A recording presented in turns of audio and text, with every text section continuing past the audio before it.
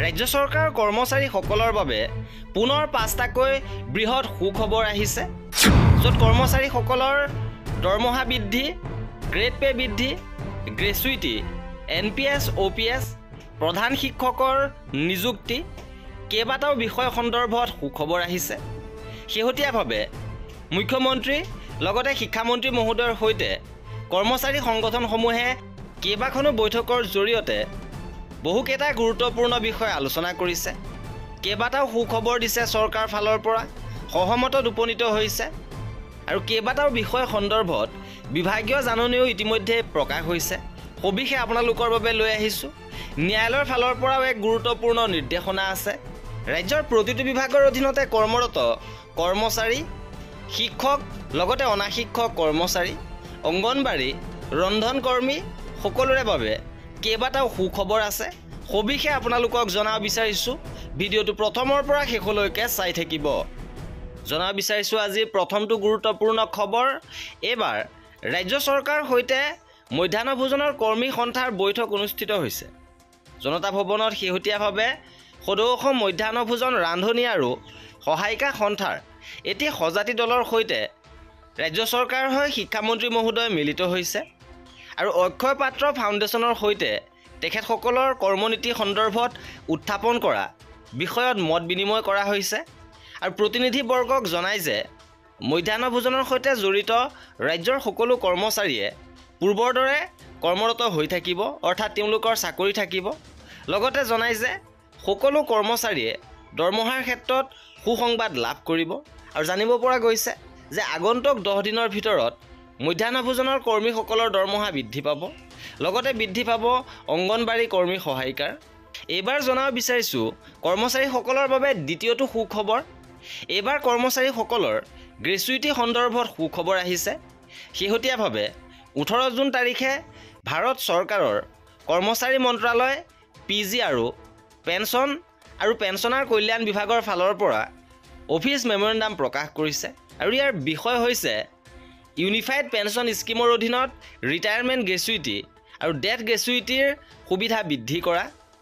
আৰু এই পত্ৰখনৰ জৰিয়তে উল্লেখ কৰিছে তলৰ স্বাক্ষৰকাৰীসকলক কেন্দ্ৰীয় চৰকাৰৰ অসামৰিক সেৱাত নিযুক্তিপ্ৰাপ্তসকলৰ বাবে NPSৰ অধীনত বিকল্প হিচাপে ইউনিফাইড পেঞ্চন আঁচনি প্ৰৱৰ্তনৰ সন্দৰ্ভত বিত্ত মন্ত্ৰালয় বিত্তীয় সেৱা বিভাগৰ 24/1/2025 তাৰিখৰ অধিসূচনা নং FS 1/3/2023 PRৰ উল্লেখ কৰিবলৈ নিৰ্দেশ দিয়া হৈছে।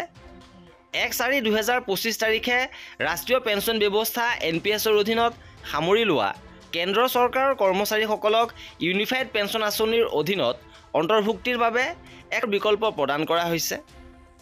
সেই অনুসৰি স্পষ্ট কৰা হৈছে যে ইউনিফাইড পেঞ্চন আঁচনিৰ অন্তৰ্ভুক্ত কেন্দ্ৰীয় চৰকাৰৰ কৰ্মচাৰীসকলে কেন্দ্ৰীয় অসামৰিক সেৱা ৰাষ্ট্ৰীয় পেঞ্চন ব্যৱস্থাৰ অধীনত গ্ৰেচুইটি প্ৰদান নিয়ম 2021ৰ বিধানৰ অধীনত অৱসৰ গ্ৰেচুইটি আৰু মৃত্যু গ্ৰেচুইটিৰ সুবিধা লাভৰ বাবে যোগ্য হ'ব আৰু এই বিষয়টো বিত্ত মন্ত্ৰালয় ব্যয় বিভাগৰ সৈতে আলোচনা কৰি সম্পন্ন কৰিব।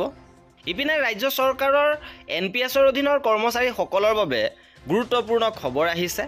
সদৌ অসম NPS কৰ্মচাৰী সন্থাৰ ফালৰ পৰা এই গুৰুত্বপূৰ্ণ খবৰ দিছে।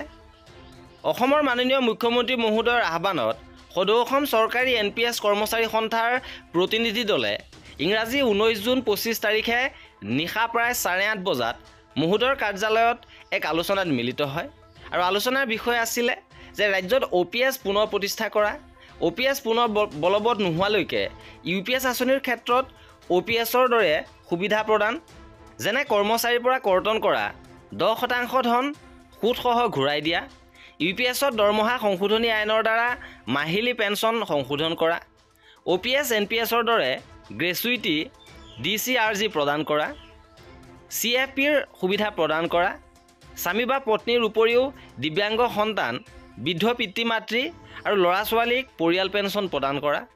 উক্ত বিষয়সমূহৰ প্ৰায়বোৰতে মুখ্যমন্ত্ৰী মহোদয় ইতিবাচক সঁহাৰি দিছে আৰু আলোচনাত 2005 চনৰ আগতে নিযুক্তি প্ৰক্ৰিয়া আৰম্ভ হোৱা লগতে পৰৱৰ্তী সময়ত নিযুক্ত শিক্ষক কৰ্মচাৰীসকলৰ বাবে OPS প্ৰদানৰ অধিসূচনা অতি সোনকালে প্ৰকাশ কৰাৰ আশ্বাস দিয়ে।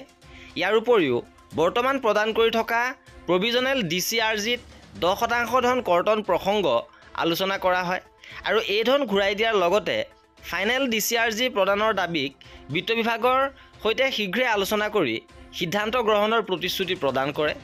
ইয়াৰ উপৰিও যোৱা পঞ্চায়ত নিৰ্বাচনত মৃত্যুবৰণ কৰা ধুবুৰীৰ সঞ্জীৱ ৰায়ৰ পৰিয়ালক 10 লাখ টকা প্ৰদান কৰা হ'ব বুলি প্ৰতিশ্ৰুতি প্ৰদান কৰাৰ লগতে সন্থাৰ আগন্তুক দ্বিবাৰ্ষিক অধিৱেশনত তেওঁ উপস্থিত থাকিব বুলি কথা দিয়ে।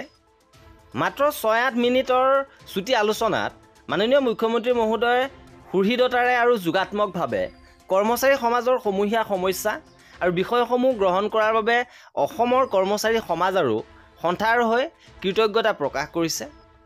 এইবাৰ জনাব বিচাৰিছোঁ প্ৰধান শিক্ষক নিযুক্তিক লৈ আহিছে সুখবৰ। বিভাগীয়ভাৱে পত্ৰ প্ৰেৰণ কৰা হৈছে। শেহতীয়াভাৱে ডিৰেক্টৰ অফ এলিমেণ্টাৰী এডুকেশ্যনৰ পৰা জিলা প্ৰাথমিক শিক্ষা বিষয়াসকললৈ এই পত্ৰখন প্ৰেৰণ কৰিছে আৰু প্ৰধান শিক্ষক নিযুক্তিক লৈ এই সুখবৰ যে LP স্কুলত জ্যেষ্ঠ সৰ্বাধিক সহকাৰী শিক্ষকক প্ৰধান শিক্ষকলৈ উন্নীতকৰণৰ সন্দৰ্ভত ওপৰত উল্লেখ কৰা বিষয়টোৰ সন্দৰ্ভত মই ইয়াৰ সৈতে Annexure 1 অনুসৰি LP বিদ্যালয়ৰ জ্যেষ্ঠ সৰ্বাধিক সহকাৰী শিক্ষকক মুখ্য শিক্ষকলৈ প্ৰধান শিক্ষকলৈ উন্নীত কৰাৰ বাবে LP স্কুলৰ তালিকা প্ৰেৰণ কৰিবৰ বাবে জনোৱা হৈছে আৰু আপোনাক অনুৰোধ কৰা হৈছে যে Annexure 1ৰ কলম 6 আৰু 7 পূৰণ কৰি তালিকাত দেখুওৱা শিক্ষকৰ বিপৰীতে গ্ৰেড পে অৱসৰৰ তাৰিখ 2025 চনৰ 19 জুনৰ ভিতৰত জৰুৰীকালীনভাৱে প্ৰেৰণ কৰিবলৈ কোৱা হৈছে আৰু স্কেন কৰা হাৰ্ড কপি আৰু এক্সেল ছিটত soft copy email ID headteacher.lp2025@gmail.com জৰিয়তে প্ৰদান কৰিব লাগিব আৰু বিষয়টো অনুগ্ৰহ কৰি আৰ্জেণ্ট বুলি গণ্য কৰিব পাৰে। 15 জুন তাৰিখে পত্ৰখন প্ৰেৰণ কৰিছে। গতিকে প্ৰধান শিক্ষক নিযুক্তিৰ প্ৰক্ৰিয়া আৰম্ভ হৈছে। এইবাৰ জনাব বিচাৰিছোঁ কৰ্মচাৰীসকলৰ বাবে আন এটা গুৰুত্বপূৰ্ণ খবৰ। শেহতীয়াভাৱে সামাজিক মাধ্যমত এটা খবৰ বিয়পি পৰিছে য'ত কোৱা হৈছে যে 2nd আৰু 4th ছেটাৰডে ৱৰ্কিং ডে হিচাপে গণ্য কৰা হ'ব আৰু সুপ্ৰিম কোৰ্টৰ ফালৰ পৰা এই নিৰ্দেশ দিছে আৰু খবৰ অনুসৰি কেৱল ন্যায়ালয়ৰ অধীনৰ কৰ্মচাৰীসকলৰ বাবে সেই নিৰ্দেশনা যে সুপ্ৰিম কোৰ্টৰ অধীনত যিসকলে কাম কৰে তেওঁলোকৰ বাবেহে 2nd আৰু 4th ছেটাৰডে ৱৰ্কিং ডে হিচাপে গণ্য কৰা হ'ব। বাকী আন বিভাগৰ কৰ্মচাৰীসকলৰ ক্ষেত্ৰত এই নিৰ্দেশনা প্ৰযোজ্য নহ'ব। তেওঁলোকৰ বাবে পূৰ্বৰ দৰে 2nd ছেটাৰডে আৰু 4th ছেটাৰডে বন্ধ থাকিব। আৰু এয়া আছিলে আমাৰ আজিৰ ভিডিঅ'টোত। কৰ্মচাৰী আৰু পেঞ্চনাৰৰ প্ৰতিটো খবৰ পাই থাকিবৰ বাবে আমাৰ চেনেলটো ছাবস্ক্ৰাইব কৰি ৰাখিব আৰু ন'টিফিকেশ্যন বেলটো অল কৰি ৰাখিব। শেষৰলৈকে চোৱাৰ বাবে বহুত ধন্যবাদ।